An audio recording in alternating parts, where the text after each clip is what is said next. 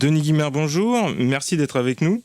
Vous avez été directeur du master de conservation préventive du patrimoine à Paris 1 de 1995 à 2015. C'est dans ce cadre que vous avez organisé chaque année des journées débats qui ont donné lieu à des actes parus dans les cahiers de technique de la RAFU. Aujourd'hui encore, bien qu'à la retraite, vous participez à des colloques et à la vie associative. Merci de votre participation à ce podcast dont l'objectif est de sensibiliser tout à chacun à l'histoire et à l'importance de la conservation préventive de notre patrimoine. Denis, pouvez-vous nous donner votre définition de la conservation préventive ? Qu'est-ce que ces termes représentent pour vous ? Alors on commence fort. Chacun a un peu sa définition de la conservation préventive en fonction de ses activités et de ses centres d'intérêt. Alors pour moi, à partir de mon expérience d'enseignant, je dirais, et aussi de travail dans les musées, on y reviendra, je pense, c'est toutes les dispositions que l'on met en place pour faciliter l'exploitation des biens culturels. Alors le mot exploitation est peut-être pas très bienvenu, mais je pense que c'est important de penser, de voir les biens culturels comme des objets ou des œuvres d'art dont on dispose ici et maintenant, hic et nunc, pour les générations présentes, mais aussi pour transmettre ce patrimoine aux générations futures. Donc il y a une double exigence. L'exigence d'usage, un bien culturel que l'on ne voit pas, ça ne sert à rien, et une exigence de transmission. Et la conservation préventive est là pour, d'une part, rendre disponibles les biens culturels durablement et aussi en faciliter l'accès, tout simplement, pour pouvoir les utiliser dans des meilleures conditions possibles. Donc finalement, il y aurait besoin de plus de conservation préventive pour les objets qui sont en exposition dans les musées que pour des objets qui seraient en réserve. Pareil. Et c'est très important même qu'ils soient particulièrement bien conservés en réserve, puisqu'il y a la diffusion et la disponibilité des biens culturels à avoir, mais aussi leur mobilité. Il faut absolument que les biens culturels soient vus, utilisés. Il faut revenir à la définition du bien culturel. Pourquoi on appelle ça bien culturel ? Ça pourrait être mal culturel. Un bien, c'est quelque chose qui nous fait du bien, hein, qui est agréable. Mais c'est aussi quelque chose de précieux. Ça a une valeur. Et en respectant cette exigence de quelque chose qui est précieux et qui nous fait du bien, eh bien, il faut les conserver dans les meilleures conditions possibles, aussi bien quand on les montre que lorsqu'on les met en réserve. C'est-à-dire, le mot réserve, ça veut dire qu'on les garde à l'abri. Le mot exposition, c'est l'inverse, c'est qu'on les expose, c'est-à-dire qu'on les met en péril, quelque part. Et c'est bien les enjeux de la conservation préventive, c'est d'être en permanence dans le compromis entre garder à l'abri et montrer, mettre au jour, en quelque sorte, mettre les objets en péril, quelque part. Montrer, c'est mettre les objets. Et oui, bien sûr, exposer. C'est le mot, il faut revenir presque à l'étymologie du mot, exposer. Exposer ou consulter, d'ailleurs, puisqu'il y a deux façons d'exploiter les biens culturels en fonction de leur nature, de leur destination. Les mettre à la disposition du public par la consultation ou les mettre à la disposition du public par l'exposition, par la médiation. Et d'un côté, on a tout ce qui est archives, livres, et aussi, d'une certaine façon, les naturalia, ce qu'on appelle les naturalia. Et d'un autre côté, tout ce qui est œuvre d'art ou objet d'art, qui, lui, ne peut pas être directement... c'est les deux éléments importants. On doit garder les objets en réserve, les conserver aussi pour les exposer. Il y a la médiation et la consultation directe, hein, comme on fait dans les bibliothèques ou dans les archives. Est-ce que ça signifie qu'en les exposant, on risque de finir par les détruire ? Exposer, les mettre en péril, si on ne prend pas évidemment les précautions ad hoc. Ça, c'est évident. Et c'est pour ça que la conservation préventive intervient à ce moment-là. C'est d'établir autour des objets les conditions de leur exploitation maximum. C'est-à-dire que la conservation préventive, elle a été vue très longtemps comme une empêcheuse de tourner en rond, comme un obstacle, comme des freins que l'on mettait à l'exploitation. En fait, c'est tout le contraire. C'est quelque chose qui facilite l'exploitation des biens culturels. Puisqu'on met les objets, ils sont, pour ça que je dis disponibilité, accessibilité. Les deux sont très importants. Les objets sont disponibles parce qu'ils ne sont plus dégradés. Quand vous ne prenez pas les précautions suffisantes pour exploiter les biens culturels dans les meilleures conditions, ils se dégradent. Donc, il faut les restaurer. Mais on n'a pas toujours l'argent pour les restaurer. Donc, les objets qui se sont très fortement dégradés, on les met de côté, on les met en réserve, c'est le cas de le dire, mais d'une façon quasiment définitive. Ou ils disparaissent, tout simplement, parce qu'il y a une chose très importante qu'il ne faut jamais oublier, c'est que la dégradation est irréversible. Elle est d'une part permanente, puisqu'on a toujours une atmosphère, on a toujours de la lumière, et donc ça, à chaque fois, ça détruit un peu plus, ça endommage un peu plus les biens culturels, quelles que soient les précautions que l'on prenne. Ou alors, il faudrait les mettre en atmosphère inerte, sous azote ou je ne sais trop quoi. Ça, c'est fait, mais c'est limité. Donc, il faut en permanence avoir en tête que le dommage sur un bien est irréversible. Vous avez été un des fondateurs avec Marie-Bert Ducou et Claude Larocque de la professionnalisation de cette discipline avec la création du DESS de conservation préventive à la Sorbonne, Paris 1, il y a 28 ans maintenant. Comment en êtes-vous arrivé personnellement à vouloir vous investir autant dans cette discipline ? Et peut-être, question préliminaire, considériez-vous la conservation préventive comme une discipline ? Alors, c'est devenu une discipline. Ça ne l'était pas au début. En fait, la bonne question, ça serait, est-ce que c'est une théorie ou simplement une démarche ? Alors, c'est difficile de l'imaginer comme théorie, parce que pour qu'il y ait une théorie, il faut qu'on ait des règles fixes. Lorsque l'on a, nous, en conservation préventive, c'est plutôt des dispositions que des règles. Les règles, elles doivent évoluer en fonction de ce que l'on veut faire des biens culturels. Donc, on a des dispositions, on a un cadre. Et avant que l'on pense vraiment à la conservation préventive en tant que telle, c'est-à-dire que le mot apparaisse tout simplement, en fait, l'association de conservation et prévention se crée, on faisait ça de façon spontanée en quelque sorte, et on le voit quand on fait l'histoire de la conservation préventive, c'est quelque chose que l'on fait en faisant des confitures ou en mettant des haricots verts en boîte. On fait de la prévention, on fait de la conservation, au sens fort du terme. Et ça a glissé donc naturellement vers les biens culturels. Mais ce qui est bizarre, c'est que, alors ce sont des biens, donc des choses précieuses, on a mis énormément de temps à les considérer comme des haricots verts. On portait moins d'attention à ces biens, aux œuvres d'art, qu'on pouvait porter d'attention à des haricots en boîte. Parce que la vie du bien culturel est plus lente dans le temps à se dégrader qu'un haricot vert ? C'est exact. Il y a cette notion de durée, du fait que le bien culturel paraît résistant. Parce que ça se fait à l'échelle de plusieurs générations, parfois, les dégradations. Bon, sauf quand il y a des guerres, c'est brutal. Mais de façon générale, la dégradation, l'altération, l'endommagement des biens culturels peut se faire de façon insidieuse, de façon lente, et on ne le voit pas toujours. Le plus bel exemple, c'est l'action de la lumière. On a vu ça sur la tapisserie de Bayeux, c'est Bayeux, qui a été exposée pendant des années, depuis le Moyen-Âge, le début du Moyen-Âge même, et un architecte a décidé un jour qu'il fallait la voir mieux. Donc, il a fait des grandes baies vitrées tout autour.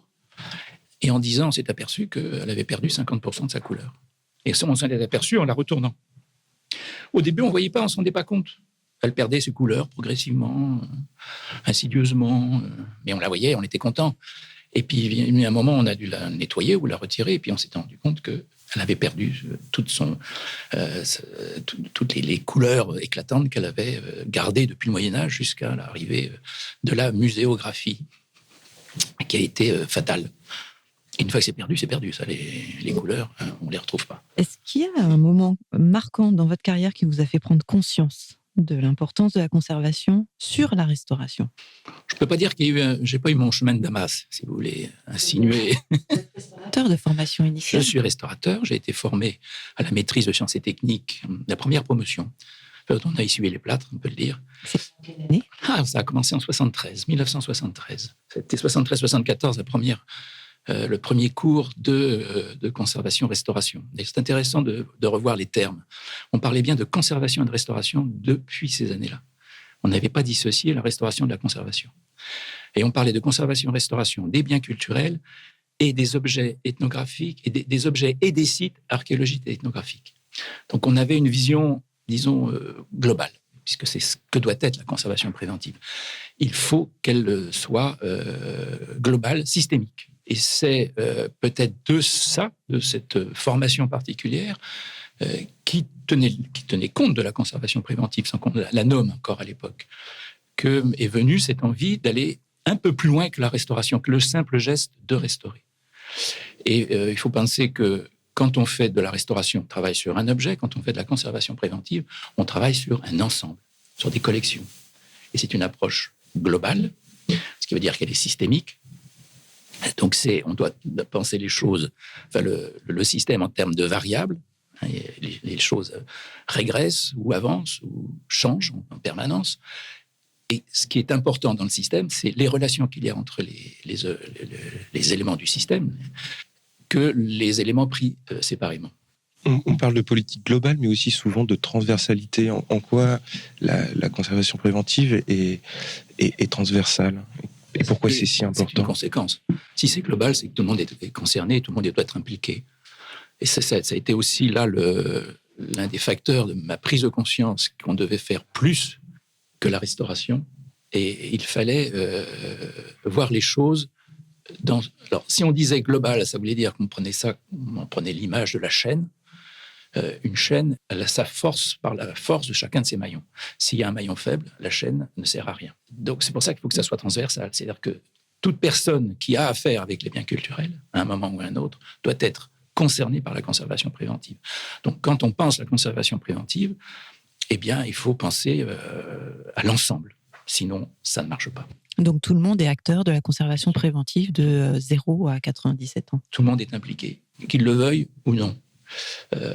C'est comme ça. C'est le principe même de ce qui est global. On le voit dans les crises, qu'on appelle les crises systémiques. Il suffit qu'il y en ait un qui va mal et que ça se propage à l'ensemble. Est-ce que c'est ça l'intérêt justement de la sensibilisation du public, c'est d'impliquer le plus de gens possible dans cette cause ? C'est un acteur prépondérant puisqu'on s'adresse à lui. Les biens culturels, le patrimoine, c'est pour lui qu'on le garde, qu'on l'entretient, qu'on le montre. Si lui n'a pas conscience que ce qu'il va voir, pourquoi on lui dit de ne pas toucher ? Il faut lui expliquer pourquoi il ne doit pas toucher. S'il a envie de toucher, il faut qu'il se réfrène. Sinon, il va détruire. Il en aura un plaisir immédiat, ça c'est vrai, il pourra en profiter, mais le suivant, qui viendra après lui, il ne pourra plus en profiter parce qu'il l'aura détruit. Et c'est aussi cette idée de la conservation préventive qui se projette tout le temps en avant.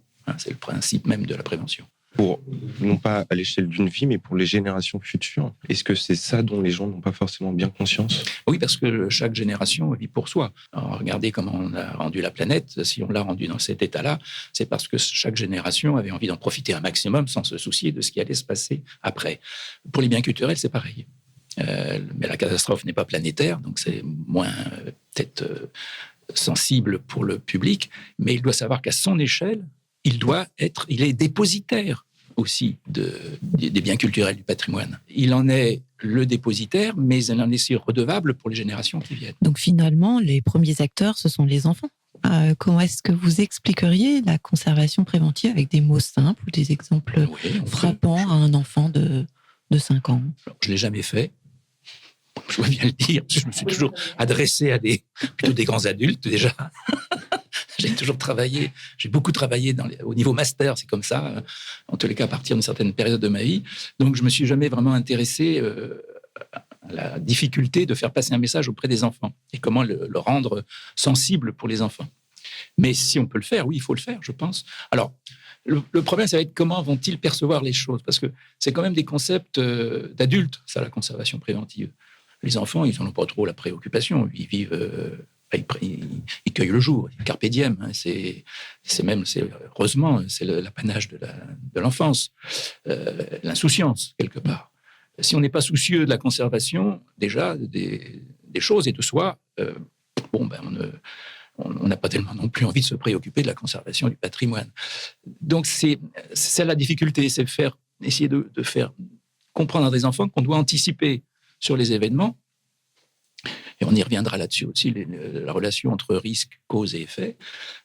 Comment expliquer ça à des enfants? Comment expliquer la différence entre un risque et une cause avec des mots simples, alors que c'est pas dans leurs préoccupations, c'est pas dans leurs schémas mentaux quasiment. On associe souvent finalement la conservation préventive à une politique de développement durable. Est-ce que c'est bien ça dont il s'agit? Le mot prévention implique le mot durable. Le mot transmission implique le mot durable. Je dois faire en sorte que les générations futures puissent profiter des biens culturels de la même façon que moi j'en profite aujourd'hui. Ça, c'est la définition du développement. Alors, développement durable, ça fait bizarre parce que dans tout développement, il y a avoir destruction nécessairement. Les Anglais ont un autre mot, ils appellent ça, je ne sais plus, j'ai un trou. Ils disent pas développement durable. Ils ont un autre terme qui est plus juste. Ouais, qui est plus juste que développement. Nous, on l'a appris parce que je pense en pré-développement, parce que les Anglais ne l'ont pas pris, donc on s'est dit on va faire différent d'eux, comme on fait toujours différent des Anglais. Mais la prévention est nécessairement durable, puisqu'on se projette. Donc, on essaye de faire en sorte que ce que l'on fait aujourd'hui n'ait pas des conséquences néfastes pour l'avenir. Et on a peut-être même fait du durable depuis plus longtemps que les économistes, puisque la conservation... Le mot conservation préventive est redondant. La conservation est nécessairement quelque chose qui anticipe, sinon elle ne conserve pas. Curative. C'est la conservation curative, oui, bien sûr, mais la conservation préventive... le terme conservation, en soi, doit prévenir aussi, nécessairement. Sinon, je ne conserve pas. Je crois qu'on n'a pas... J'ai pas répondu au début de la question qui était quel a été le moment déterminant qui m'a... Il y a eu plusieurs moments déterminants, il n'y a pas eu un moment. C'est un long processus, c'est progressif. Le premier, ça a été l'avenue de Gaël de Guichen à la maîtrise de conservation-restauration pendant mes études. Je ne sais plus en quelle année, si c'était en 75 ou en 76. Il est venu faire des conférences comme il faisait à peu près dans toutes les institutions. Et on a été, je veux dire, cette première promotion a été très réceptive à ce qu'il disait. Parce qu'on avait l'impression que ça donnait un développement que n'avaient pas les autres. À l'époque, c'était la seule formation, il faut bien dire. La concurrente est venue qu'en 77. Mais même par rapport aux pratiques de la restauration qu'on avait pu voir, ça donnait une dimension supplémentaire. Et en tant qu'universitaire, nous, on était intéressés par ce côté novateur, ce côté nouveau, et qu'il apportait. Il a créé le concept dans ces années-là, en 74, 75. On ne sait pas très bien, lui-même ne sait plus très bien exactement à quel moment c'est venu, ça a émergé. Mais il venait parler donc du climat, il venait parler des insectes, il venait parler de toutes ces choses dont on ne parlait pas quand on faisait de la restauration. On était complètement omnubilé par l'objet, par les facteurs de dégradation, et on n'allait pas au-delà. Et là, il nous a vraiment fait prendre conscience que quelque chose de plus devait être pris en compte. Et puis alors après, moi après juste la fin de mes études, j'ai eu des vacations au musée de la Porte Dorée, le musée des arts africains et océaniens d'abord, il s'appelait à l'époque. Et j'étais chargé de l'atelier de restauration. Et c'était le musée typique de ces années-là. Il n'y avait pas de réserve. C'était un musée qui, quand même, conservait 80 000 ou 100 000 objets. Et il n'avait aucune réserve. Tout était mis en vrac, n'importe où. Et quand ils organisaient des expositions, c'était l'improvisation totale. Ils mettaient 3 ans à préparer les objets qu'ils avaient envie d'avoir. Et puis, en 15 jours, ils montaient tout. Donc, il y avait le serrurier qui venait avec sa meuleuse, qui envoyait des étincelles partout sur les objets. Il y avait le menuisier qui était encore en train de scier, de faire de la poussière. C'était extraordinaire. Il y avait une ambiance folle, mais au milieu de tout ça, tu avais des objets. Et puis, il y a eu pas mal de dégâts à cause de ça. Mais ils ne s'en rendaient pas compte. Et quand on leur disait, mais vous ne pourriez pas faire autrement, ils disaient, non, c'est comme ça, c'est impossible. C'est impossible. C'était le maître mot, c'est impossible. Pour le transport, par exemple. Là, j'ai vu des choses incroyables. Les gens venaient chercher, par exemple, un tableau sans aucune protection et qu'ils allaient le mettre sur leur galerie. Ils partaient comme ça avec le tableau sur la galerie. Et ça ne froissait personne. C'était comme ça. C'était comme ça, on ne pouvait pas faire autrement. Et il n'était pas pensable de dire à un convoyeur, on va prendre rendez-vous. Le mec, il arrivait à n'importe quand, n'importe où, n'importe comment. Il prenait le truc, il avait une panière avec deux, trois couvertures et il emmenait les choses. Et c'est tout ça qui m'a fait prendre conscience qu'on pouvait quand même faire autrement. On devait quand même organiser les choses. Et ça, je l'ai appris, je l'ai vu. Alors, peut-être que je l'ai vu avant mes collègues qui, eux, n'avaient pas cette chance de travailler dans une institution. Je l'ai peut-être vu avant. J'ai été sensibilisé plutôt à ces aspects de la chose, donc à voir les choses globales. Et il y a eu un autre moment déterminant, ça a été, quand je travaillais donc, comme vacataire, hein, c'était pas un temps plein, c'était un temps très, très limité. Il y a eu une exposition qui a été organisée à Nouméa, dans le Pacifique. Et le Mao était chargé de récolter les objets de l'ensemble de l'Europe pour les emmener, les convoyer jusqu'à Nouméa. Donc c'était une belle expérience. Et chargé, donc, moi, à Paris, de récolter ces objets qui venaient de grands musées prestigieux. Ils venaient d'Angleterre, ils venaient d'Allemagne, ils venaient de Belgique, ils venaient d'Italie. Et personne n'avait prévu quoi que ce soit. Il n'y avait pas d'anticipation. Rien, aucune. Et il y avait pas à l'époque, il y avait pas on n'éditait pas des conditions de presse, ça se faisait pas encore. Les Américains le faisaient déjà, ce qu'ils appelaient les facility reports. Mais à l'époque, non, le mec venait, déposait son truc, partait. Bon. Le climat, personne s'en souciait. Et c'est là où je me suis dit, mais quand même, c'est des objets précieux, il faut peut-être un minimum de choses. Donc, j'ai commencé à faire prendre conscience au directeur de l'établissement qu'il fallait avoir une salle dédiée pour ces objets, contrôlée, s'enquérir aussi de la part des institutions qui prêtaient des conditions dans lesquelles les objets étaient conservés sur place chez eux pour que nous, on ne leur fasse pas subir un choc climatique, etc. Bon, tout ça était complètement n'était pas pris du tout en considération. Et on a pu emmener les objets jusqu'à Nouméa. Alors là, l'histoire est assez croquignolette parce qu'on les a emmenés jusqu'à Nouméa, les caisses n'ont jamais été ouvertes parce qu'il y a eu les événements de Nouméa de 84, la révolte kanak, et on a repris les caisses sans les ouvrir, on les a ramenées à Paris. Elles ont fait le trajet pour rien, ça a coûté, je ne sais pas, à l'époque, 700 000 francs, donc chose d'époque. Hein, c'était une belle opération. Et on a fait l'exposition à Paris, un peu en vitesse. En quelques mois, on a réorganisé, puisqu'on avait les objets, donc on a réorganisé l'exposition à Paris, et j'ai pu commencer à voir comment se passait l'organisation d'une exposition. Et toute cette improvisation permanente. On n'anticipait absolument pas sur les risques qu'il pouvait y avoir à faire ce genre d'exposition. Ça, c'était quelque chose qui était inconnu. Donc finalement, la conservation préventive est intimement liée à la régie des œuvres. Et les premières promotions du DESS étaient pourtant essentiellement composées de restaurateurs. Alors, la première promotion, j'ai regardé, je me suis rafraîchi la mémoire, parce que j'aurais pu me dire, oui, je me souviens très bien de la première promotion, il y avait 12 personnes, 2 étaient... Bon, j'ai regardé, et il y avait en effet 12 étudiants, 10 restaurateurs, 2, dont un conservateur africain, Alain Godonou, et un autre, un chimiste, qui était Léon Villemont. Tous les autres étaient restaurateurs. Bon. Mais ça se comprend. Qui pouvait être à l'époque conscient que la prévention était importante? Les restaurateurs, parce que c'est eux qui touchent du doigt les conséquences de la négligence. Tous les objets qu'on a à restaurer quand on est restaurateur, c'est alors une part même le vieillissement naturel, mais surtout la négligence. L'objet est tombé, il a reçu un choc, il a mal été entreposé. Bon, Donc l'homme est le principal agent de dégradation du patrimoine ? Bah oui, c'est le principal utilisateur. C'est pas les vaches ou les moutons. Hein. C'est lui qui est impliqué dans l'affaire. S'il comprend pas qu'il est le premier prédateur du patrimoine, ça continuera comme ça. C'est ça peut-être qu'il faut... Alors, le premier prédateur, c'est l'homme, quel qu'il soit. Le conservateur, le restaurateur aussi, quand ils font pas...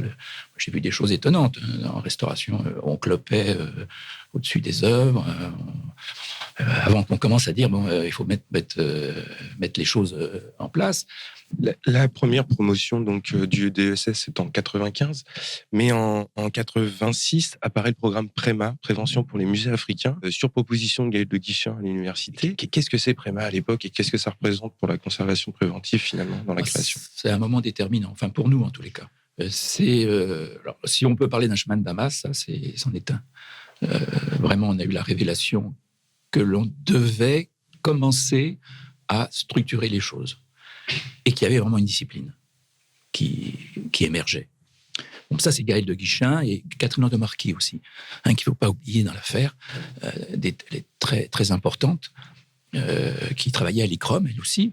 Et cette idée est venue à Gaël de Guichen parce qu'il faisait des missions en Afrique et il a vu ce qui se passait.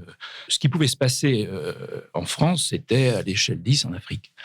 Parce qu'il y avait des conditions climatiques difficiles, parce qu'il manquait de personnel compétent, formé, pour prendre en charge le patrimoine. Et il avait commencé donc en 84, je me souviens très bien, par des premiers cours à Bamako sur les textiles. Mais on n'avait pas été associé à ce premier cours. Et là, je pense, dans son idée, il anticipait beaucoup, c'est normal, c'est lui qui créer la prévention dans les musées. Donc là, il avait toujours plusieurs coups d'avance. Et en 86, j'ai participé avec lui à une mission à Niamey, donner un cours, alors beaucoup plus large que celui de Bamako. Il y avait un centre de formation à Niamey qui dépendait du PNUD de l'UNESCO. Et il avait envie d'aller voir ce qui se passait là-bas, comment se passaient les choses, faire une sorte de mission de préfiguration, quasiment. Et il m'avait demandé de venir avec lui pour faire ses cours. Et on a passé 3 semaines à Niamey pour commencer à voir quel programme on allait organiser, quelles difficultés pouvaient rencontrer les gens qui devaient faire de la conservation en Afrique. Et je me souviens très bien, petit problème technique tout bête, les thermohygrographes dont on disposait à Niamey, c'était des thermohygrographes qui étaient fabriqués par des Européens. Donc il y avait les aiguilles de l'humidité, les aiguilles de la température, un en bas, un en haut, et il faisait 50 degrés à l'ombre à Niamey. La température était prévue jusqu'à 40, elle dépassait son truc, et l'humidité relative était quasiment à 0. Donc les 2 aiguilles s'en mêlaient, et il n'y avait plus de mesures possibles. Donc ça pouvait aller très loin, la prévention. C'était même de prévoir du matériel adapté aux conditions ambiantes. Donc finalement, ce que vous êtes en train de nous dire, c'est que le premier cours de conservation préventive a eu lieu en Afrique. Oui, bien sûr. On peut le dire comme ça. Ah non, le premier cours de conservation préventive, c'est Rome.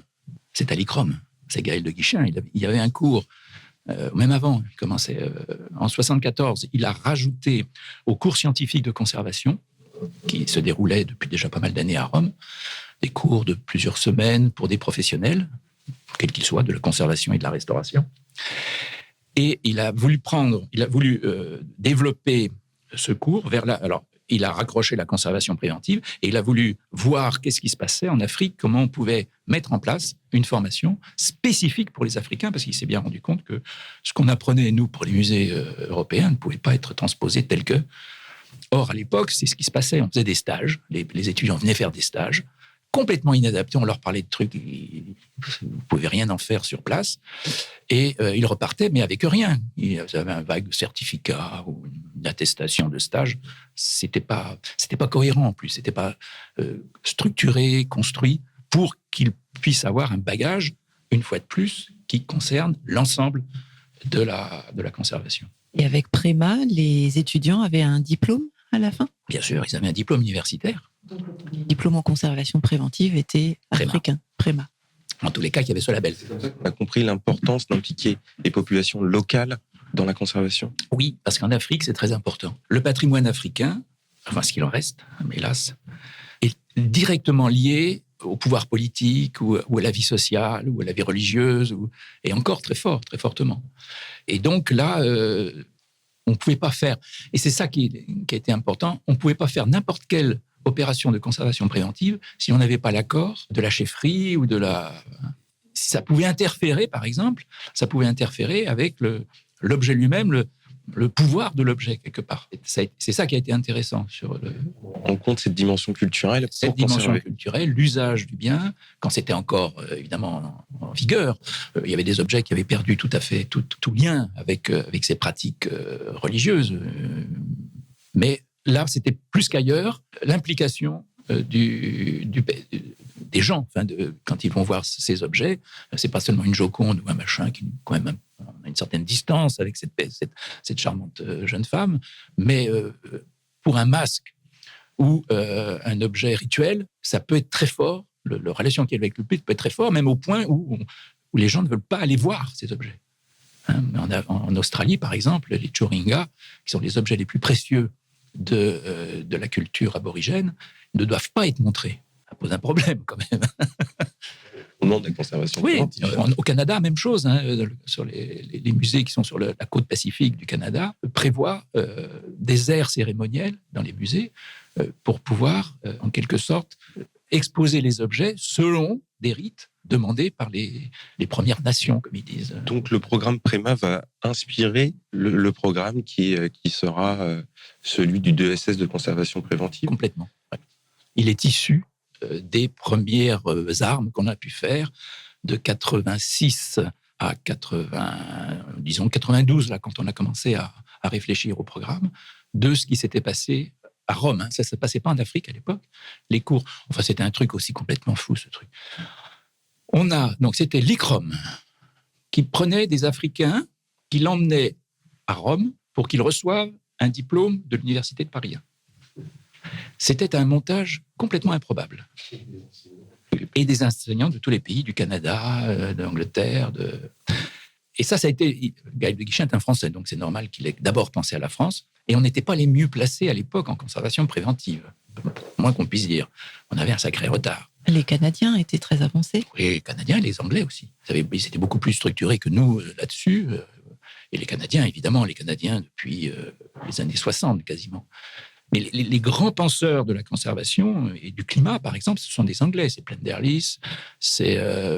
comment il s'appelle, celui qui a fait le Butterverse je ne me rappelle plus. Ça, c'est large. Enfin, dans les cas, la littérature était anglo-saxonne, à 100%. Rien d'écrit, encore maintenant, je pense, on peut le dire. Les concepts venaient des Anglais, des Américains, par exemple, les bibliothèques et les archives. Ils étaient très, très avancés au Canada et en Amérique. Ils avaient fait des manuels carrément de conservation. Ils n'appelaient pas ça conservation préventive, mais c'était la conservation, ça en était déjà. Et comment expliquez-vous que les anglo-saxons soient plus sensibilisés, plus précoces Ils sont pragmatiques. Tout simplement. Ils regardent, constatent, et ils en tirent les conséquences. Nous, on fait des grandes envolées lyriques, conceptuelles, mais on n'avance pas. Mais les deux sont nécessaires, parce que ceux qui ont, penser vraiment à la conservation, ce n'est pas tellement les Anglais. Eux, ils ont apporté des fondements techniques en faisant beaucoup d'ouvrages là-dessus, les fameux Butterworth qui étaient très poussés, qui étaient Stambolov ou comment il s'appelle celui qui avait fait sur le climat, je l'ai perdu. Donc ça, c'était Stambolov, c'était sur le convoyage. L'actualité aujourd'hui. Complètement, oui, bien sûr. L'Institut de conservation canadien émet encore des fiches techniques qui sont un peu je suis plus très, très au courant, mais je pense bien sûr, continue. Les références dont on utilise. Comment on explique que les Canadiens tiennent autant à leur patrimoine? Ils n'en ont pas beaucoup. Tout simplement. Et le peu qu'ils ont, ils veulent le garder. Et ils ont une conscience aiguë de ce qu'est le bien culturel. Ils n'en ont pas beaucoup. Donc, le peu qu'ils ont, ils veulent surtout pas le perdre. Alors que nous, on en a... Oui. Comme nous disaient à l'époque, les conservateurs de musées, quand on leur disait, mais ils sont en train de se dégrader, là, vos objets dans les vitrines. Oh, c'est pas grave, on a de très bons restaurateurs. Donc, là, tout est dit. Ça, c'était pas la peine de... C'était pas grave. Puis on en a tellement. Puis si celui-là est perdu, on en mettra un autre à la place. Quel a été le rôle de Marie Berducot au sein du DESS et de sa création? Est-ce qu'il y a eu d'autres personnes clés? Marie Berducot a été déterminante parce que elle avait l'idée de faire un doctorat de restauration, créer une école doctorale. Le problème, et ça a chopé là-dessus, on n'avait pas de HDR en restauration, c'est-à-dire chargé de HDR, d'habilité à diriger des recherches. actuellement? Est-ce qu'il y a un doctorat en restauration et en conservation préventive? Il y en a maintenant, oui. Mais à l'époque, moi j'étais en train de faire ma thèse, et ma thèse, elle était en ethnographie, conservation préventive, mais en ethnographie raccrochée. J'ai eu comme premier directeur de thèse un ethnologue, donc je l'ai faite en anthropologie. Vous avez fait une thèse en conservation préventive? Oui, elle avait comme thème une alternative à la restauration des objets ethnographiques, la conservation préventive. Ou non, c'était pas ça, c'était de l'objet à la collection, la conservation préventive des objets ethnographiques. Je crois que c'était un truc comme ça. Il y avait conservation préventive en tous les cas dans le titre. Donc finalement, vous avez mené la première thèse en conservation préventive? Peut-être. Je ne peux pas l'affirmer. Faudrait regarder tous les titres des thèses avant celle-là qui a été soutenue en 95. Je l'ai relu les semaines passées. Ah bon? J'ai pas fini sur Marie Berducou. Donc, puisqu'on ne pouvait pas faire, ils ont abandonné avec Jean-Pierre Sodini l'idée d'un doctorat. Marie a trouvé l'existence, a eu connaissance de l'existence des DESS, qui était déjà là, bien en place, qui est intéressant parce que c'est un 3e cycle. Les diplômes d'études universitaires, d'études supérieures spécialisées. C'est ça le DESS, les diplômes d'études supérieures spécialisées. Donc 3e cycle, et ça, formation professionnelle, donc on pouvait le créer comme on voulait. C'était intéressant parce que le ministère payait 300 heures de cours pour faire ces DESS. Et voilà, donc changer l'arme d'épaule, puisqu'on ne peut pas faire de doctorat, d'école doctorale, on va faire un DESS. Alors, on ne va pas le faire en restauration, puisqu'il y a déjà une maîtrise qui forme les gens en 4 ans, on ne va pas leur faire faire. Donc, on va le faire en conservation préventive. C'est une opportunité. Et c'est comme ça que ça s'est créé. C'est son idée, et ensuite qui a été mise en œuvre. Alors, ça a été un moment déterminant aussi, parce qu'on a profité de plein de circonstances à l'époque. Au Préma, qui était déjà bien rodé, qui roulait bien. On avait fait un colloque de conservation préventive, le premier colloque de conservation préventive en France. C'est un peu gros, parce que c'était même la France qui n'était pas vraiment en pointe là-dessus. Mais on l'a fait avec la RAFU à l'UNESCO en 92. Donc là, on est en plein. Là, on s'est dit, il y a eu vraiment une conjonction de choses. On était en train de faire ce colloque, d'organiser ce colloque. Il y avait le DESS qui était en train de se préparer. Moi, j'étais en train de finir ma thèse. Voilà tout ça. Et puis, ça a émergé comme ça au milieu de ce bouillonnement, si on peut dire. Et on était assez contents d'avoir grillé les Anglais qui ont fait 2 ans plus tard un autre colloque sur la conservation préventive, là, ici, à Ottawa. Et le premier, c'est donc Paris. Et je l'ai relu, il est parfait, ce truc. Et encore. Marie Berducou considère davantage la conservation préventive comme une spécialité plutôt que comme une discipline, un champ disciplinaire. Elle n'a pas tort. C'est une discipline. C'est une spécialité, mais qui utilise une discipline. Je ne vois pas trop la nuance. Le fait de former des professionnels à devenir préventeurs, le terme n'est d'ailleurs pas bien défini, on ne sait pas trop comment ça s'appelle. Est-ce que vous proposiez déjà dans votre thèse des noms conservateurs préventifs? Oui. Évoluer sur ces aspects. Je sais pas. Préventeur existe pour la prévention routière. Pourquoi pas? Restauration est aussi à double sens. Les conservateurs restaurateurs, est-ce qu'il serait légitime d'appeler les préventeurs des conservateurs préventeurs ou préventifs? C'est le mot conservateur qui est toujours gênant en France. Pourquoi justement? Parce qu'il y a le corps des conservateurs qui ne veulent surtout pas entendre parler, qui estiment que le terme conservateur, ça leur est dédié. Point. Que personne d'autre ne peut le déployer, puisque c'est un corps, puisque c'est défini par des statuts. Voilà. Donc, c'est leur privilège. Et on ne peut pas l'employer. Et d'ailleurs, je pense que pour nous, le terme de conservateur-restaurateur était maladroit. Il aurait mieux fallu dire restaurateur-conservateur. Ça aurait été moins polémique. Faire passer la conservation en deuxième par rapport à la profession de restaurateur. Mais en même temps, la conservation est première par rapport à la restauration. Donc, on est un peu coincé là avec les termes. On n'a pas trouvé de terme. On aurait pu nous appeler itérateur. C'est moyen quand même. Hein. Non, pas trop. En 1991, c'est un étudiant en stage à Montréal qui s'aperçoit des effets bénéfiques de la conservation préventive et va proposer une conférence sur ce sujet. C'est celle dont on parlait juste à l'instant. À quel moment, finalement? C'est pas la même. C'est Lyon. Ah oui. Nous, c'était à Paris, l'ICOM. Lyon, c'est en 91. Avant encore. Le terme conservation préventive, nous, on a l'impression qu'il existe depuis plusieurs dizaines d'années, mais en fait, il a fallu attendre 2008 ou 2010 pour qu'on ait une véritable définition de la conservation-restauration qui comprend la conservation préventive. Oui, c'est la conférence de New Delhi, de l'ICOM-CC, qui donne une définition de la conservation-restauration, le chapeau, qui se décline en conservation curative, restauration et conservation préventive.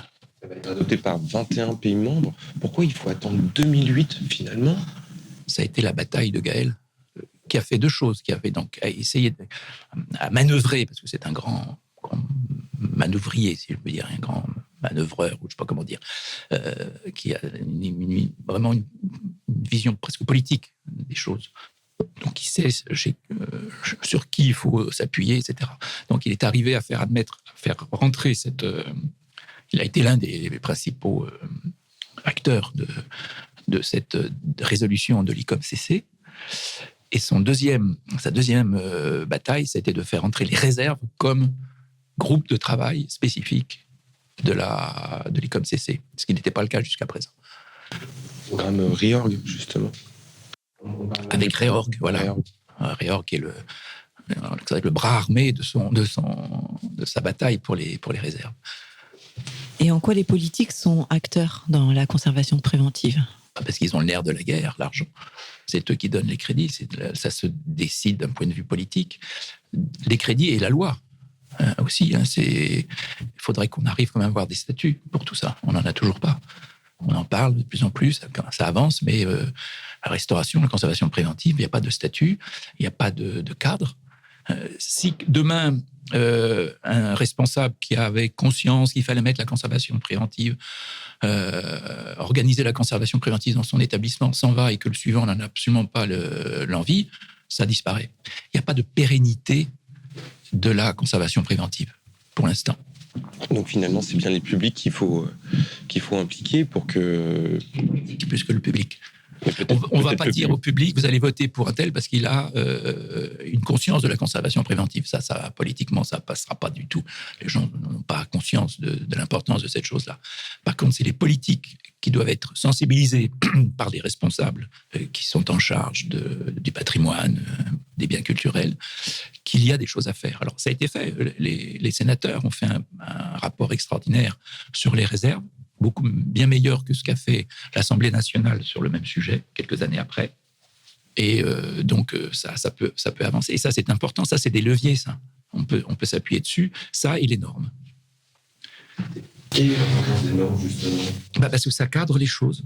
Alors, ça, il ne faut pas y attacher non plus une importance démesurée. Les normes, ce n'est pas une loi. La loi peut faire la norme, mais la norme n'est pas la loi. Elle n'est pas contraignante. Vous pouvez l'appliquer ou pas l'appliquer. Ça, c'est votre conscience de professionnel qui vous incite à le faire.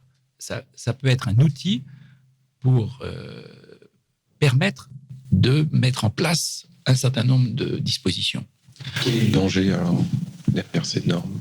Qu'elles soient trop rigides et qu'elles ne s'adaptent pas. Mais le principe de la norme, c'est de s'adapter, justement. C'est de se changer en permanence.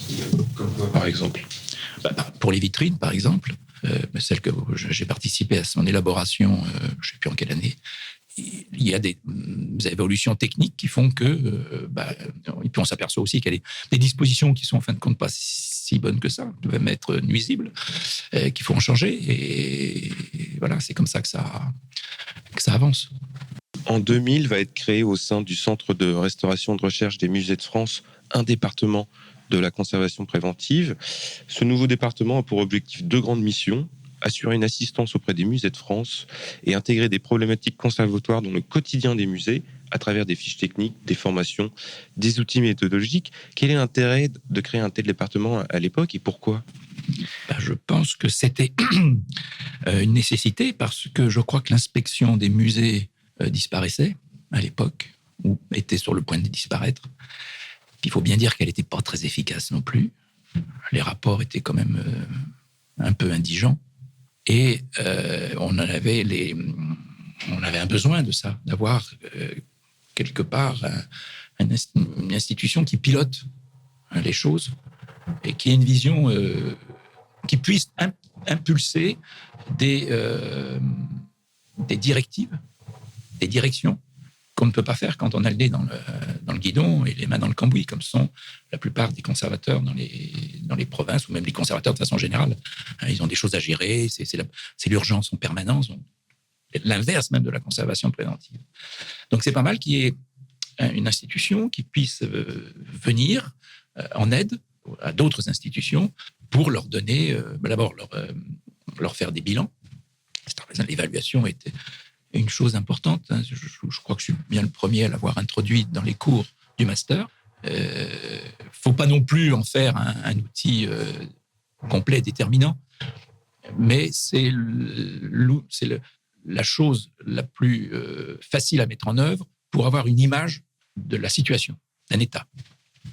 Si c'est cette vision sur le territoire national. Oui, c'est ça. Avoir une vision en hauteur des problèmes.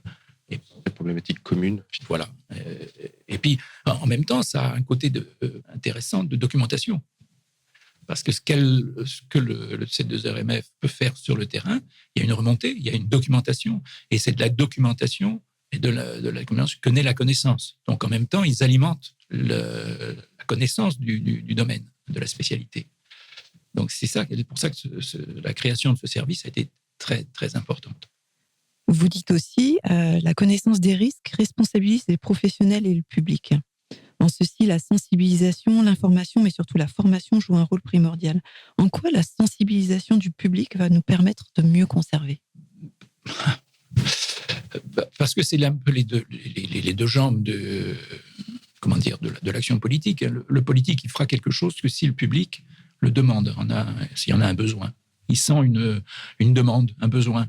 Et c'est ce qu'avaient fait les sénateurs avec les réserves. Et il y avait une opportunité, je pense, pour eux de se placer dans un créneau qui pouvait...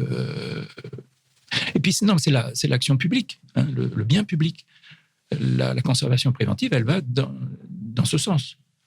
Et on ne peut pas la mettre contre l'avis des gens ou contre même l'indifférence des gens. Il faut que les personnes, les publics, soient sensibilisés aux choses. Et ça, c'est quelque chose à faire, même dans les musées, dans les bibliothèques. On voit bien dans les bibliothèques, il y a des protocoles. On ne peut pas accéder comme ça à tout. Et puis, il faut, surtout pour les biens précieux, les documents les plus précieux, maintenant, on peut voir, on met des gants, on a des lutrins spéciaux, on a même des zones de lecture climatisées, etc. Donc, il y a vraiment une progression. Et ça se fait ça peut se faire parce que le public l'admet aussi. On a conscience qu'il faut... il faut avoir des règles, quoi. C'est tout bête. Et on a des règles pour la vie courante, on peut en avoir aussi pour l'usage des biens culturels. La conservation préventive, c'est plus mettre en place des règles ou rendre réflexe des gestes de bon sens ? C'est de rendre réflexe les règles, en fait.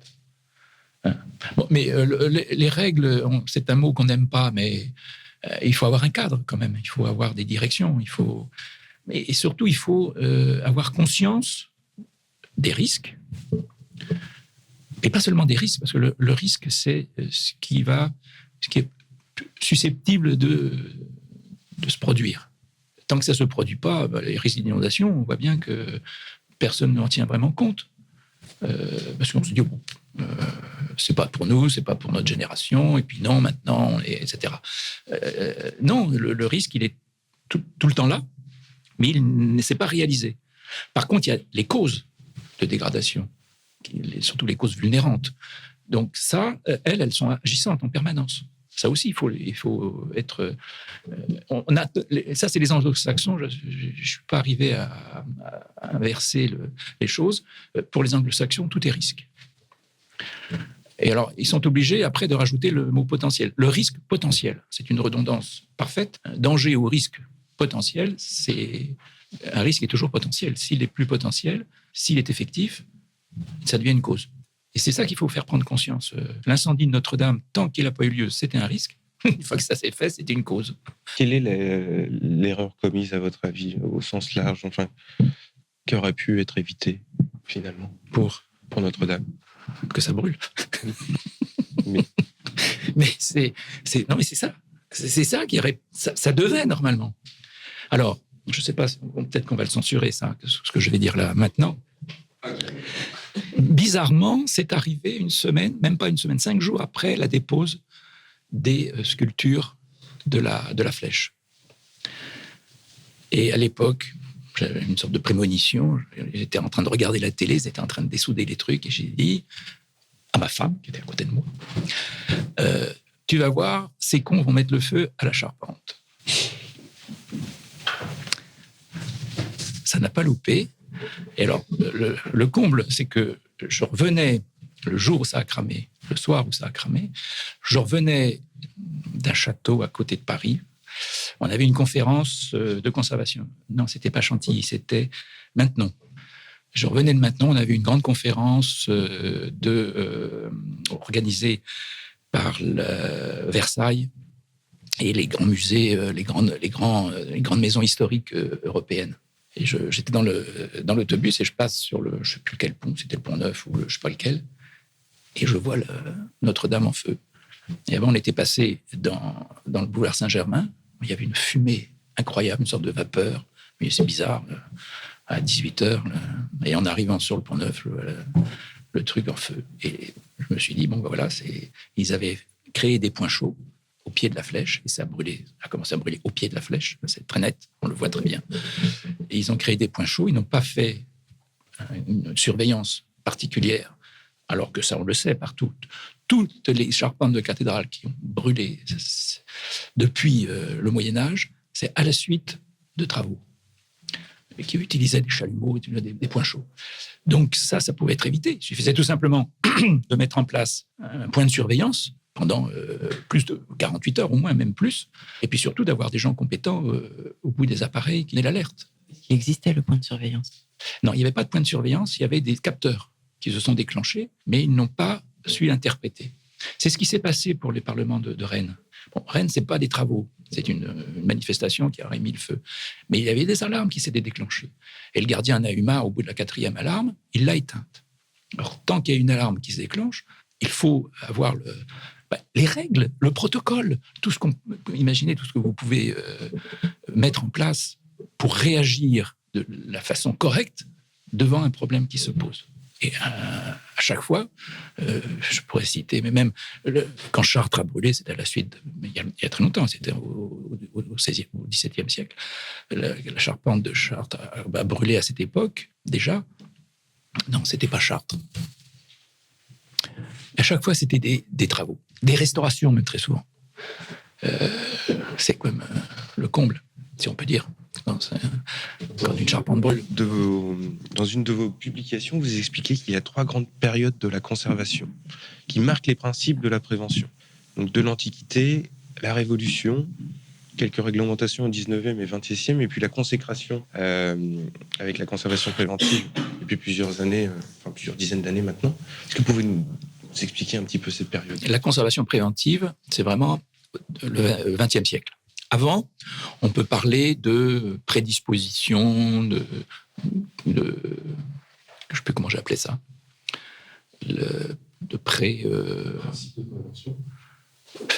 oui, c'est de la prévention, mais c'est de la prévention, spontanée, naturelle.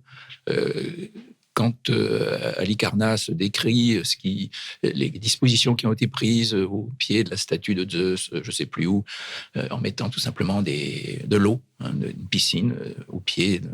Bon, ils ont déjà conscience qu'il se passe des choses à cause du climat, sur certains matériaux. Bon, ils ne le formulent pas, mais en tous les cas, ils agissent pour limiter les risques, justement. La statue de Zeus était en ivoire qui est très sensible à l'humidité. Oui, c'est ça. En bois, âme en bois revêtue d'ivoire, donc très, très sensible aux variations hygrométriques. Donc déjà dès l'Antiquité, il y avait une conscience Oui, de la bien conservation sûr. préventive. Et on a plusieurs exemples de ça, de ces dispositions. Vitruve, par exemple, parle des bibliothèques et il dit qu'il faut les mettre pas les mettre au nord. Il faut qu'il y ait des doubles parois pour pas qu'il y ait d'humidité, pour pas que les ouvrages se grattent, etc. C'était à quelle époque, Vitruve? On doit être en 50 avant Jésus-Christ ou quelque chose comme, ou 80 après. Enfin, en tous les cas, à la fin dans l'Antiquité, en plein dans l'Antiquité. Et l'ouvrage a été perdu jusqu'au XVe siècle où il a été redécouvert. Et la Renaissance en est abreuvée de cet ouvrage. Donc on savait ça, on le connaissait, ces choses. Donc Vitruve a rédigé le premier traité de conservation préventive. C'est le livre 6, je crois, c'est un passage. C'est pas. Mais par contre, ces principes étaient mis en œuvre. On le sait, parce qu'on a des ruines, des vestiges de bibliothèques où l'on voit ces principes de double paroi pour conserver les documents de l'époque qui étaient très fragiles. C'était des papyrus. Et il fallait être particulièrement vigilant pour. Alors, on ne sait pas comment la bibliothèque d'Alexandrie était conçue, mais peut-être selon ses principes aussi. Peut-être pas. C'est pour ça qu'elle a brûlé. Voilà. Donc voilà notre point de départ. Donc l'Antiquité s'arrête avec la fin de l'Antiquité, et ensuite le Moyen Âge a quelques exemples. Ce qui nous est parvenu, on ne sait pas exactement quelle était l'ampleur de ces réflexes, en quelque sorte, de conservation préventive. On a, Vasari parle dans sa vie des peintres illustres, de peintures qui se gâtent parce que l'on n'a pas fait attention à leur environnement, tout simplement. Alors, on a, au XVIIIe siècle, les entomologistes sont tout à fait conscients, par exemple, de l'action des insectes. Ils les décrivent bien pour leur collection d'entomologie. Donc là, on sent qu'il y a déjà une prise de conscience. Puis c'est la Révolution, évidemment, avec la Convention, qui émet un certain nombre de décrets pour protéger. Et alors, c'est intéressant parce que cette conscience apparaît parce qu'ils ont concentré des quantités énormes de biens. Les spoliations se réunissent dans des lieux improbables où on commence à voir que il faut pas que l'humidité est quand même nocive, que les manipulations, tous ces trucs-là, l'emballage, il y a des textes extraordinaires là-dessus sur la façon d'emballer les spécimens pour pas les détruire. Et c'est bon, ça c'est bon. Mais il n'y a pas eu tellement de suite à ça. Il faut attendre 1830 avec la création des monuments historiques, enfin du service de conservation des monuments historiques, Vitet, et puis Prosper Mérimée, qui a été l'inspecteur pendant 40 ans. Il en est mort à la tâche. Il sillonnait toute la France pour essayer de repérer les monuments en péril. Donc ça a été déterminant. Bizarrement, dans les années 1860, il y a un service de restauration des paysages de montagne. C'est le premier texte de loi qui vraiment introduit une protection. C'est les paysages de montagne. Et qui donnera lieu en 1880 à une loi. La première loi, c'est une loi environnementale sur la protection des sites de montagne. C'est étonnant. Après, a donné lieu à... Parce que il crée un service du patrimoine, des monuments historiques, mais il ne crée pas de loi pour obliger, en quelque sorte, pour instituer la protection. Alors qu'on fait au coup par coup, mais bon, il n'y a pas vraiment de règles à appliquer pour la protection des monuments historiques. Donc il faut attendre les premières lois, 1887, je crois, quelque chose comme ça, sur les monuments historiques, pour que vraiment la prise en compte de la dégradation soit officielle. Et il y a une autre étape après, c'est la découverte du tombeau de Toutankhamon, qui a été...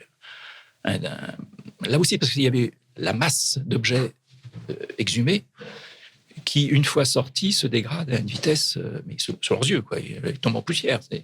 Donc, ça doit marquer, ça.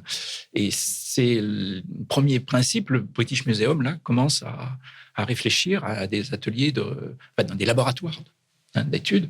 On fait de la conservation et presque aussi de la prévention, quelque part. Et il y a toute une série de laboratoires qui se montent à l'époque. Le laboratoire du Louvre est né dans l'entre-deux-guerres, là. Donc, c'est une période charnière que la guerre a complètement stoppé. Et là, on a régressé. Pour tout se remettre en marche, il faut attendre presque 20 ans, 30 ans. Et maintenant, on en est une dernière phase de la conservation préventive se crée vraiment dans les années 70. Et maintenant, on en est à la conservation prédictive. On a passé une... Qu'est-ce que vous appelez conservation prédictive par rapport à la conservation préventive? La préventive, elle regarde les causes et puis mais elle va pas plus loin. La prédictive, elle a des algorithmes qui lui permettent de dire à partir du moment où vous avez telle cause, vous aurez telle conséquence. Et je le calcule sur l'ensemble de la collection. Donc sur 10 ans, 20 ans, 30 ans, je peux déjà prévoir ce qui va se passer. C'est-à-dire que l'analyse des risques est essentielle. Ah bah oui, tout part de la... Enfin, pas des risques, des causes. Cause et risque. Risque et cause. C'est deux choses qu'il faut scinder parce que sinon, on passe à côté. Risque, si on parle anglo-saxon, c'est risque. Et les algorithmes qui ont été mis en place par Michalski, par exemple, parlent de risque uniquement.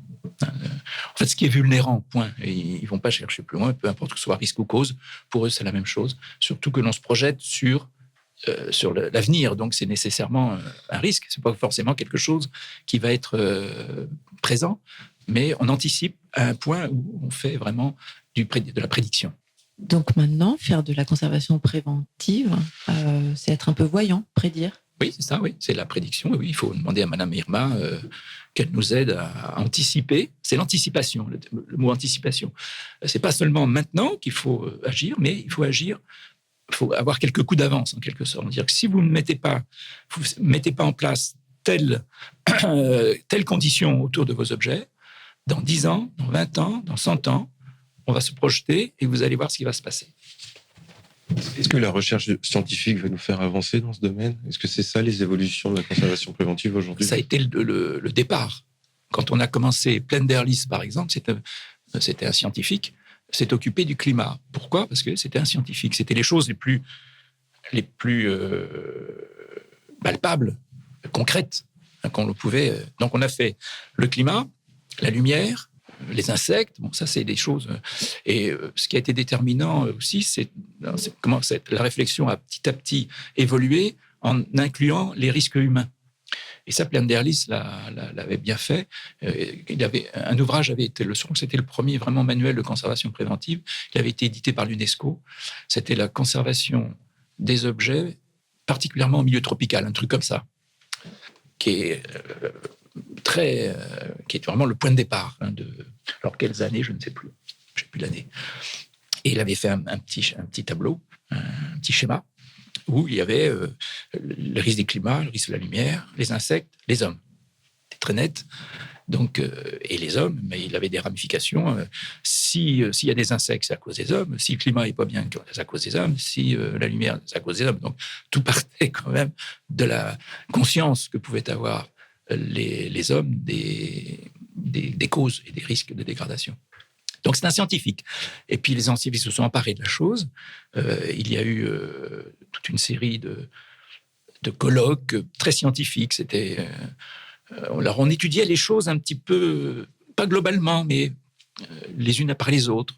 Puis, ça s'est agrégé. Ça a fini par faire un corpus de connaissances.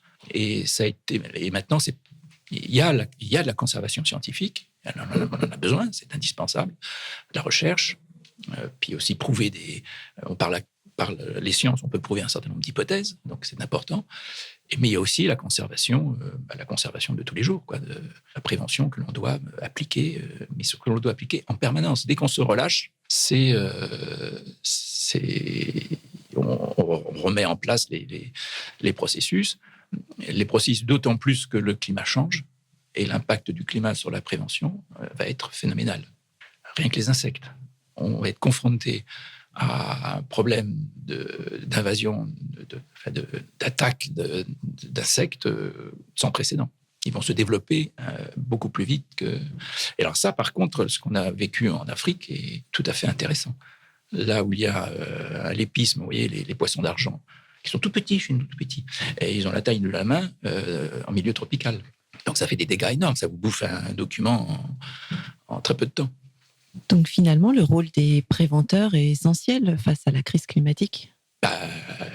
J'espère qu'ils ne vont pas être débordés par les problèmes. C'est ce qui risque de se passer. Il va falloir adapter tous les établissements. Ça va être un énorme travail. Est-ce qu'on aura encore la possibilité de mettre des climatisations en place? Est-ce qu'il ne faut pas penser l'inertie des bâtiments? Est-ce qu'il faut... Et ça commence avec l'architecture. Les architectes ont un grand rôle à jouer là-dedans parce que ils ont parfois des conceptions dépassées. Ils raisonnent avec 20 ans de retard. Or, il faudrait maintenant envisager... Alors, il y a un établissement, il y a un architecte qui a fait un établissement extraordinaire, mais c'est au Canada. C'est le Musée des civilisations, qui s'appelle plus comme ça maintenant, qui a changé de nom, qui est à Hull, à côté d'Ottawa. Encore sur la région de Québec, mais vraiment aux portes d'Ottawa. Alors, dans ce Musée des civilisations, l'architecte a prévu deux bâtiments, un bâtiment d'exposition, et puis relié à un bâtiment de réserve et administratif. Et il a mis les réserves au centre du bâtiment et en périphérie tous les bureaux. C'est bien que le centre du bâtiment a une inertie telle qu'il n'a pas besoin d'être climatisé. Et ça fonctionne tout seul, avec des protocoles de mouvement, d'entrée et de sortie des heures.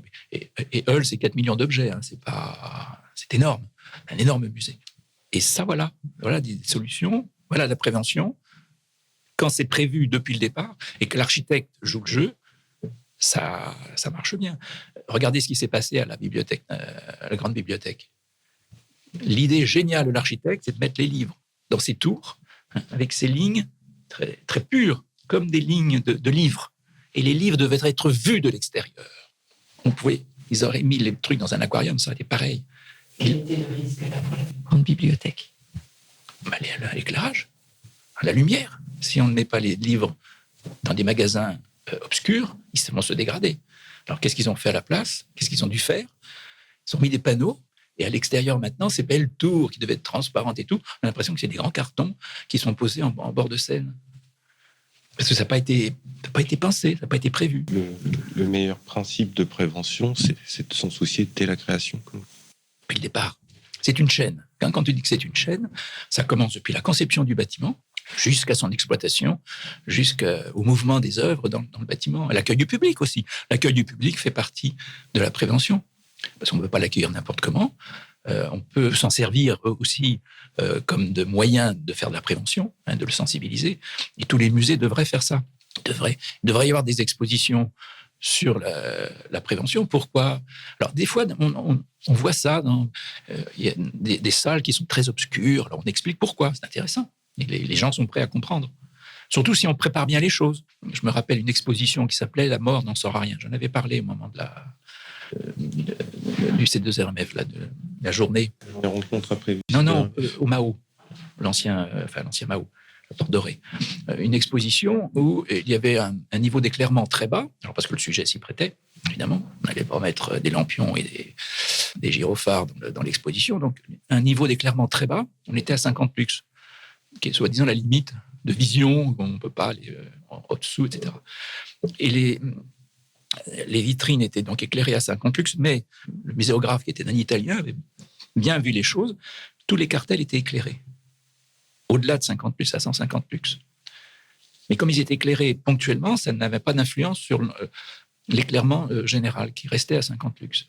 Et les allées étaient éclairées aussi par des sortes de je ne sais pas comment on appelle ça, de guirlandes colorées, mais cachées, donc qui n'aveuglaient pas. Et quand on rentrait dans l'exposition, il y avait un sas obscur. Il nous habituait aussi, on n'avait pas l'impression d'être aveuglé. Donc ce faible niveau d'éclairement passait très bien. Et ça peut être mis en œuvre partout, si on fait bien les choses. Mais c'est sûr que si on met une vitrine à 50 lux et une autre à côté à 400 lux, on va avoir l'impression que l'autre est dans le noir le plus total. Finalement, il faut changer les habitudes.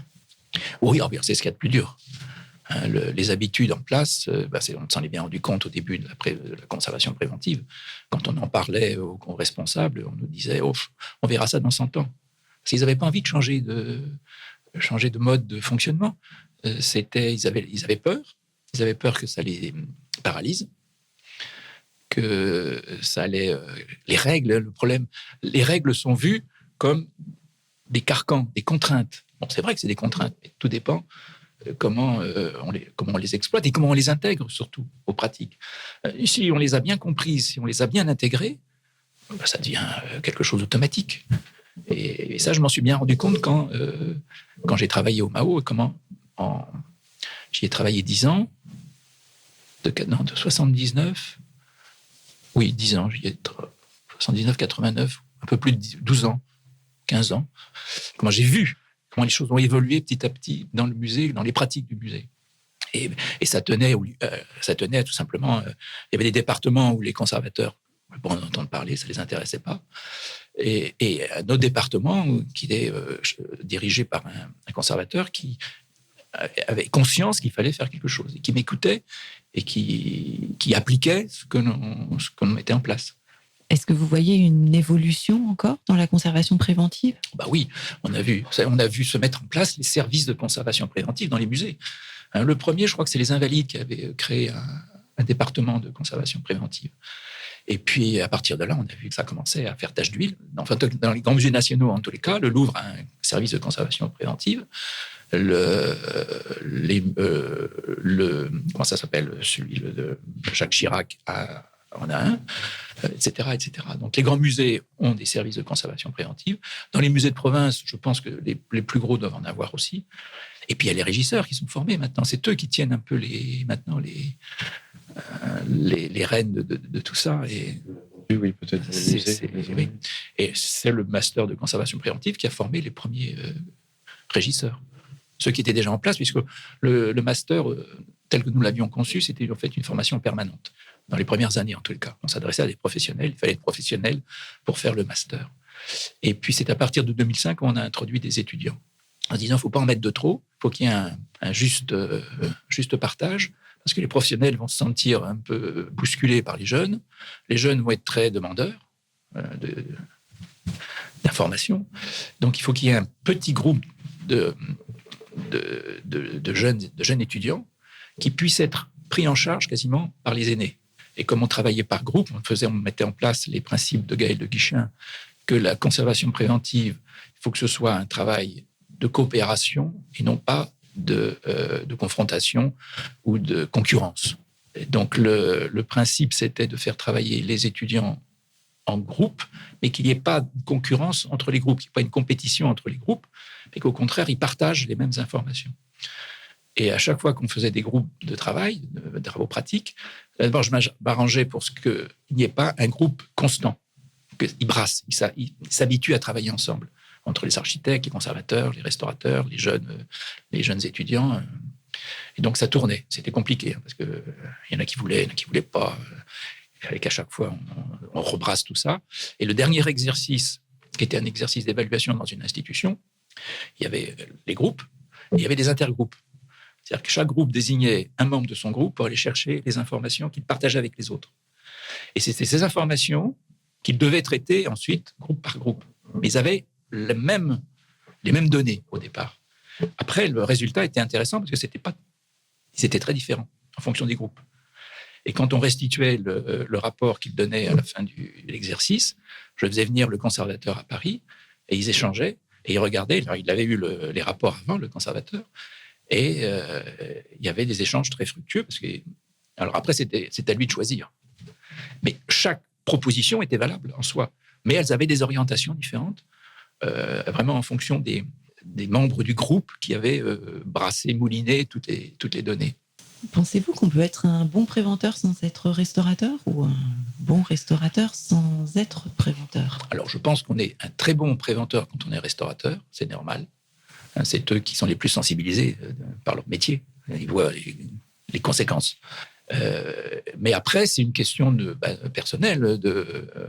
On utilise le savoir que l'on a pu soit acquérir par des études, soit acquérir par des publications et par son expérience propre également. Un restaurateur préventeur peut être mauvais s'il ne sait pas très bien.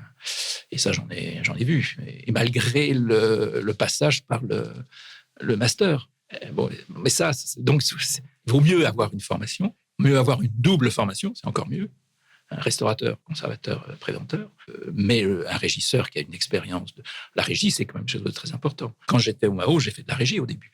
Quand j'ai commencé à m'occuper des réserves, quand j'ai commencé à m'occuper des transports, des prêts, au MAO, j'étais parmi les premiers à faire les conditions de prêt, à imposer des conditions de prêt, à les faire. Alors, les établissements étrangers en donnaient, on envoyait, et il fallait cocher des cases. Et les conservateurs cochaient toutes les cases. sans même lire le truc. C'était pas... Ça se passait comme ça. Et je leur ai dit non, c'est pas comme ça que ça se passe. Et, si on vous demande les conditions climatiques, et j'ai même vu un conservateur qui avait scotché l'aiguille de son thermohygrographe pour avoir un beau... Mais tout était possible, je vous assure. Il n'y avait pas de règles. On pouvait faire ce qu'on voulait, il n'y avait pas de conséquences. On pouvait détruire une collection, et j'ai vu des conservateurs fous qui ont vraiment détruit mais vraiment des œuvres. Il y avait une conservatrice comme ça qui s'était mis dans la tête que les sculptures africaines étaient belles sans leurs végétaux associés. Donc elle faisait brûler sur des grands masques africains, je ne sais plus quelle région, les jupes en fibres extraordinaires, elle les faisait brûler parce qu'elle trouvait que fallait voir la sculpture dans son épure. Donc à partir de là, il y avait aucune... Et quand elle avait des infestations de champignons, mais graves, elle disait que non, c'était pas des infestations, je ne sais plus comment elle appelait ça, c'était... mais c'était pas important.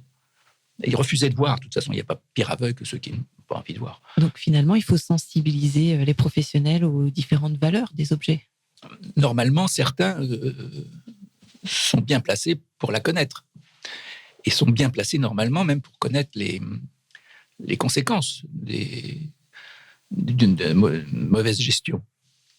Mais je ne suis pas sûr qu'on leur apprenne. C'est ça le problème. L'apprentissage de la conservation préventive, elle se fait que dans quelques zones, c'est quelques professionnels, donc on touche quelques professionnels, et c'est ce qu'on a essayé de faire nous au master, parce qu'il y avait des conservateurs qui s'étaient inscrits au master et qui ont suivi, comme Sylvie Grange par exemple, et qui a eu ensuite une action très bénéfique sur l'organisation, sur la prise de conscience de la conservation préventive. Donc peut-être d'où l'importance de sensibiliser dès le plus jeune âge, même si, et surtout si on n'est pas professionnel. Et comment ? Et pensez-vous que les nouvelles technologies peuvent avoir un réel impact dans la conservation préventive des œuvres ? Les nouvelles technologies ? Oui, les représentations virtuelles, C'est toujours bon à prendre. Mais je vois pas... il faudrait que, oui, si ça peut donner des modélisations, ça peut être intéressant. On pourrait faire des montages comme ça, en virtuel. Votre objet tel qu'il est actuellement. Si on change les paramètres, si on introduit l'humidité, si on introduit des gaz, la pollution, les insectes, voilà comment il sera. Ça pourrait être intéressant, oui. On fait évoluer l'objet. Ça serait une bonne idée. J'y ai pas pensé, mais oui, c'est vrai. Bon, ça demande des moyens parce que on le fait pour les monuments. Ils ont des simulations extraordinaires. Notre-Dame, par exemple, ils vont pouvoir reconstituer la charpente parce qu'il y avait eu juste avant une campagne de mesure au laser, donc de reconstitution virtuelle. Donc une partie, malheureusement, pas tout, une partie de la charpente peut être reconstituée virtuellement. Et ils s'en servent, je pense, pour restituer à l'identique. Bon, ça veut rien dire, mais ils vont s'en servir. Donc, on pourrait le faire exactement la même chose pour la conservation préventive. Oui, ça serait un bon outil de sensibilisation. Merci beaucoup pour ces échanges. C'est moi qui vous remercie de cette initiative très intéressante qui mériterait d'être poursuivie et développée et peut-être aller voir d'autres acteurs. On n'en a pas parlé, tiens, d'ailleurs, on a parlé de tous ceux qui ont participé. Vous n'avez pas répondu complètement. Non, comme toujours. Donc, je peux amener un complément. Les réunions qu'on avait fait avant la création du master, à partir des années 92, juste après le colloque de l'UNESCO, et bien après celui de Lyon, avait réuni d'abord toutes les institutions quasiment qui s'occupent de patrimoine du ministère de la Culture, ce qui était une première. Jusque-là, on était plutôt à couteau tiré. Et ils sont venus, mais vraiment spontanément et assidûment aux réunions. Alors là, il y avait quand même une belle brochette. Il y avait France Dijoux de la DMF, il y avait Ségolène Bergeon de l'IFROA, maintenant INP, il y avait Paul Philippot de la mission de la recherche. Il y avait Landowski, je crois que c'était un nom comme ça, pour les monuments historiques. C'était le responsable des plans et reliefs. Il y avait France Dijoux. Il y avait quelqu'un de la direction du livre, mais je ne me rappelle plus qui. Et il y avait Claude Wawlowski, évidemment. Et je crois qu'à l'époque, il était directeur de Champs-sur-Marne. Il y avait... comment elle s'appelle qui était devenue ensuite directrice de je l'ai oublié. Il y avait tous ces gens-là. Donc, et qui venaient, on se réunissait, je crois que tous les trimestres à peu près, pour réfléchir. Il y avait Dias Pedregal, qui était une personne très importante, qui est mort malheureusement prématurément pour nous, qui était un thermodynamicien, donc un physicien, qui avait des talents multiples, entre autres très pédagogue. Il arrivait à faire... à inculquer la thermodynamique, qui n'est pas une chose facile, mais en l'espace d'un cours assez court, en fin de compte, et qui a été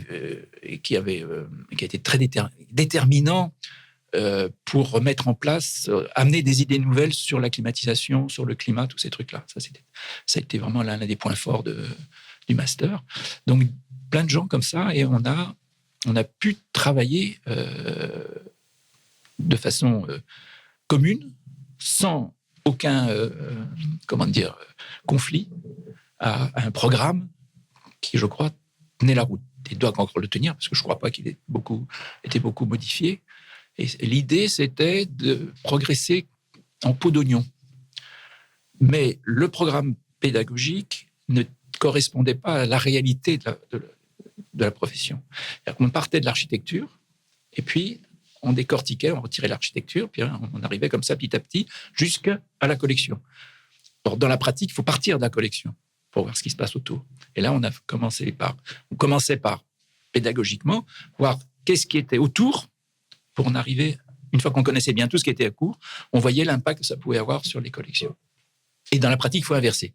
Et c'est ce que je leur disais dans la pratique. Quand vous faites, à la fin, ils devaient faire un stage et donner un rapport, je leur disais, vous commencerez par parler des collections. Et puis surtout, vous commencerez par la conclusion. Vous ne mettrez pas la conclusion à la fin du texte, parce que vos rapports, vous allez les adresser à des responsables de mairie, à des responsables d'établissements qui n'ont pas de temps à perdre. Donc, vous leur mettrez en premier lieu les 3 ou 4 pages de conclusion de votre rapport. Et puis après, s'ils ont envie, ils liront la suite. Mais vos conclusions en premier.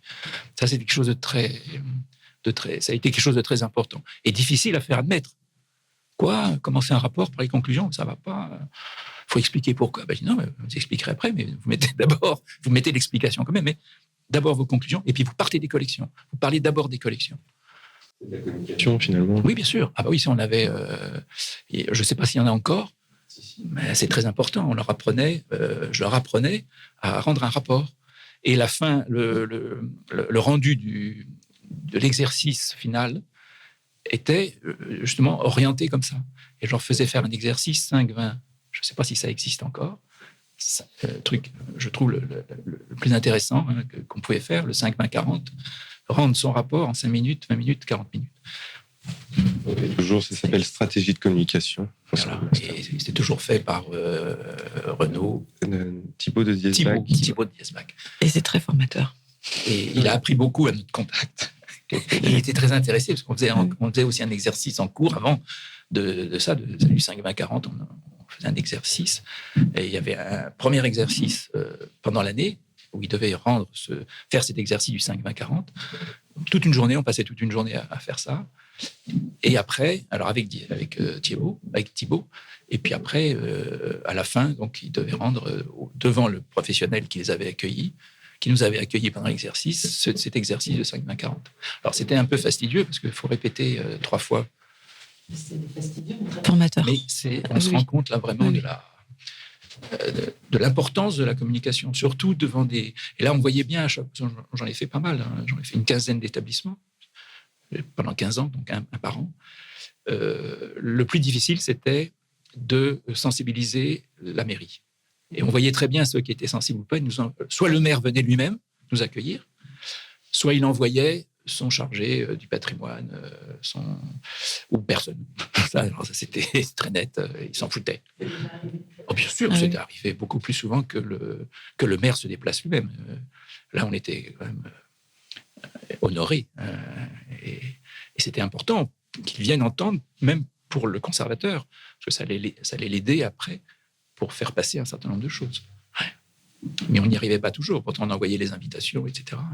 Et il y a même des maires qui sont venus à Paris à la remise du diplôme. Enfin, pas du diplôme, du dossier, du dossier d'évaluation qu'on faisait, l'exercice qu'on faisait. Après, certains pouvaient venir quand ils avaient reçu le stagiaire à la fin d'études.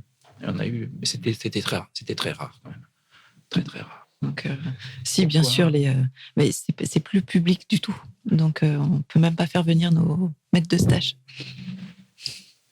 C'est dommage. Alors nous, on en faisait un événement. Claire a assisté à ta présentation. Oui, mais il a fait le forcing. C'est parce qu'il était là. Oui. Mais j'ai pas pu inviter mes maîtres de stage. Ah, d'accord. Ah bon. Ah non, on faisait une soutenance. Mais il y a une soutenance, mais une vraie simplement... soutenance publique. C'était ouvert. Mais moi, j'ai vécu ça pour la MST. Oui. La salle était bondée. Voilà, c'est ça. Oui. Et c'est formateur aussi. Hein. Et je demandais à la fin s'il y avait ça se faisait pas tellement dans les soutenances de thèse, s'il y avait des réflexions, des questions du public et il y avait des échanges. Pas toujours, mais c'était intéressant. Et tant qu'on pouvait, on faisait. Alors, de toute façon, le maître de stage était là. Il avait d'ailleurs à donner sa note. Et c'était du boulot. Pour le stagiaire. Oui, bien sûr. Oui, bien sûr. Oui. Puis c'était. Claire essaie de bien distinguer le stage du mémoire de recherche. Donc, on a une personne ressource qui vient évaluer la soutenance avec la directrice du mémoire. Et puis, lors du stage, le responsable tuteur de stage va également donner une note. Et c'est deux choses bien scindées qui peuvent se réunir, hein, mais elles sont plus distinguées. Il n'y avait pas du tout de mémoire de recherche. Du tout. C'était pas de la recherche. J'essayais de faire plutôt l'audit. On pouvait faire autre chose, c'était pas mais en général, c'était l'évaluation d'une institution. Non, c'est pas tout à fait ça. Mais très intéressant. Je ne doute pas. Mais si on veut former des professionnels, il faut qu'ils soient capables d'agir. On l'a acquis avec les exercices. Ah oui. Bien, ça. Mais en revanche, on a beaucoup de cas pratiques. Parce que les premières années du master, la première année, entre autres, c'était... la première année a été terrible parce qu'on n'était pas du tout au point. Malgré notre réunion préparatoire, on n'était pas du tout au point et ça a été... Donc la première année, j'étais pas directeur. On a pensé avoir une direction collégiale. C'est très... Non, mais c'est très bien. Mais ça coinçait, quoi, parce que qui avait pris la décision pour... la première année, on n'avait pas prévu, par exemple, de faire une évaluation des connaissances. C'était obligé. Et on leur a dit en cours d'année. Et comme c'était quand même des cadors qu'on avait, la première promotion, c'était quand même des vieux briscards. Ils avaient tous 15 ou 20 ans de profession derrière eux. T'allais pas dire à Madame Véronique Monnier que ce qui n'était pas prévu au début va être...